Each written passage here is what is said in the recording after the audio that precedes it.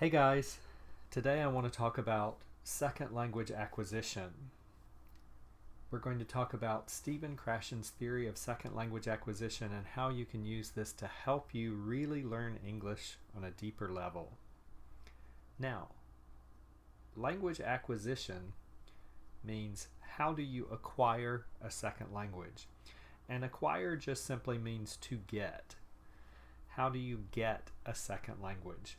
Now, for this presentation, we're going to see a difference between learning and acquiring. So I will explain that further, but we want to be sure that for this, we see a difference between what learning means and acquiring. So we're going to want to acquire a second language.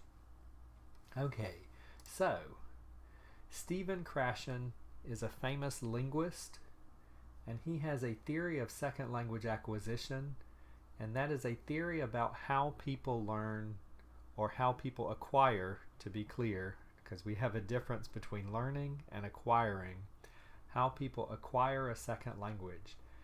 So he has 6 hypotheses, and a hypothesis is an idea or theory.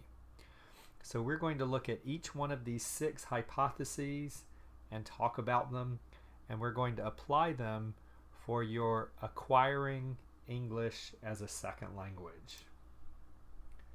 The first one is the acquisition learning hypothesis.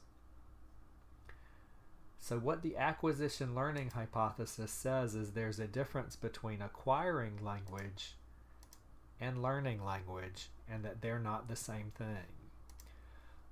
We acquire language as natural communication, and it is subconscious. So you acquired your first language in a natural environment, and you did it without thinking. You did it without sitting down with a book. You did it without someone consciously teaching you this. Now, we learn language by studying or instruction, and we do this with books, we do this with formal education. And there are parts of your first language that you did study consciously, that you did learn. Most of the time, when we work on a second language, we do a lot of learning, but for many people, we don't do much acquiring. So I'm going to teach you today, I'm going to tell you today why this is important and how you can do more acquiring and hopefully less learning. The second theory of language acquisition for Stephen Krashen is the monitor hypothesis. Now, the monitor hypothesis says that learned language can only be used to monitor language. Now, what does monitor mean? So, for acquired language versus learned language, acquired language can be used to communicate. Learned language can be used to correct or edit. So what this means is when we acquire language, when we learn language naturally, we can use this to communicate with each other, talk, to listen, to talk, to do natural language skills, to read, to write, to produce language. For learned language, we can only use learned language to correct things after we have said them, after we have written them. So there's a big difference here. So learned language can only be used after language that we have acquired. So what monitor means is to watch or to fix here. The next hypothesis of Stephen Krashen for language acquisition is the natural order hypothesis. And this one is not going to be very important for us, but this is language is acquired in steps. So in order to learn something, there are certain things that you must learn first. For instance, with verb tenses, there are certain tenses that you must learn first. So it doesn't do it's not very useful to study advanced things if you don't know things that you must know before them. the next hypothesis of Stephen Krashen for language acquisition is the input hypothesis, and this one is very important for students. This is really going to help you improve your language learning if you understand this. So what the input hypothesis says is that input is the only way to learn language. Input is listening and reading. Output is speaking or writing. So Stephen Krashen says that we only learn language through input. We only acquire language through input. We do not acquire language through output. So we only acquire language through input. Now, for input, when we're listening or reading, there is input that we do understand, which we will call I, and there's input that we don't understand that we can represent by these colors, blue and orange. What we want is we want to change the input that we do understand, and we want to limit the input that we don't understand. And we want to limit the input that we don't understand to just a little bit. And we're going to call this I plus 1. This is called comprehensible input, and what this means is we understand everything except just a little bit. And when we have comprehensible input, this is the best way to acquire language. This is where language learning is happening naturally, it's happening very quickly, and our brain is processing this information. The difficult thing is for students to control their input so that it is comprehensible. Most students are choosing input that is far too difficult. If you can choose input that is comprehensible, you can learn language very, very quickly.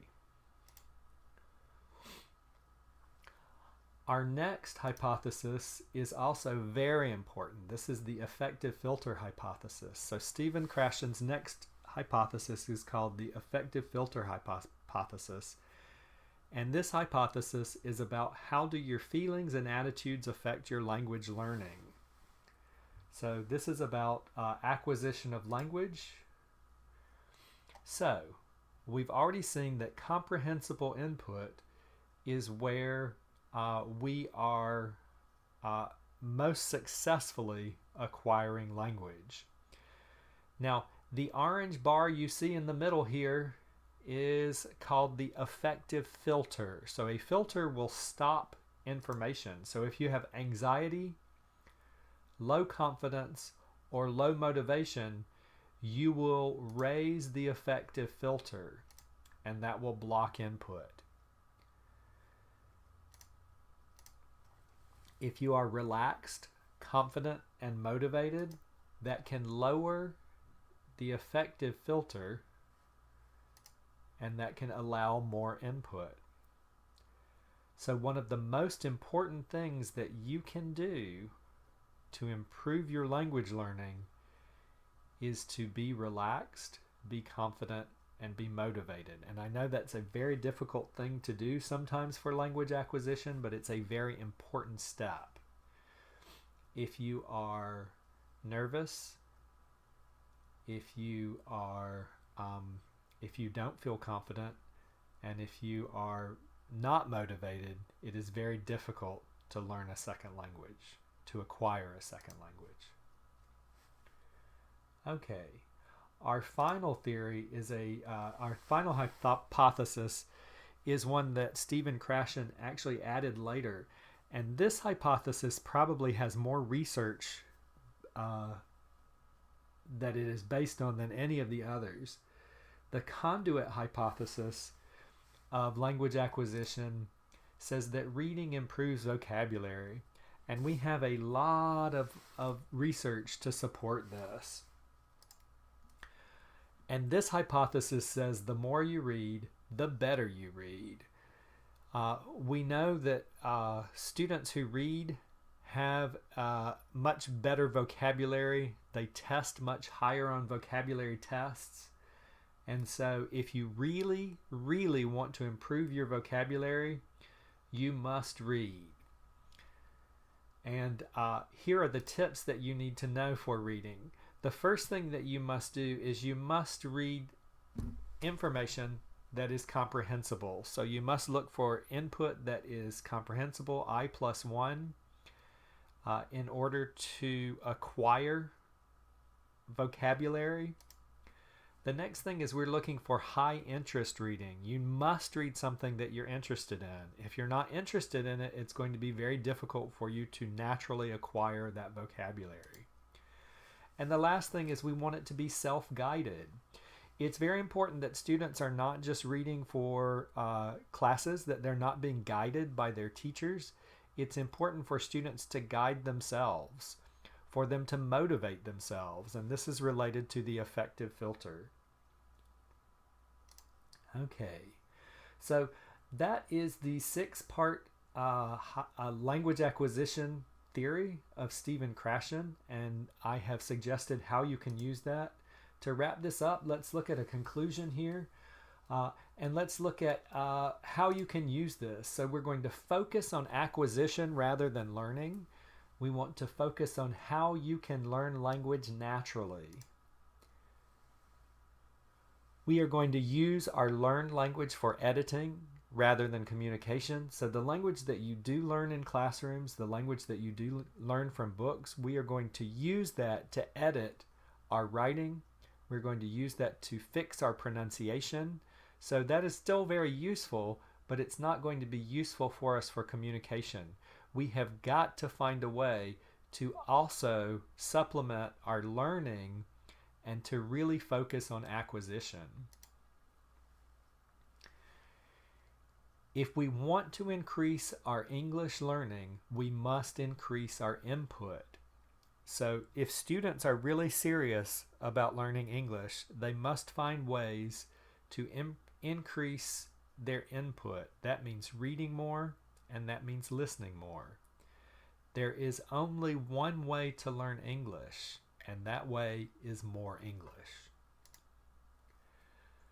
The next thing that is really important is that if you want to improve your English, you must find ways to relax, you must build your confidence, and you must find motivation.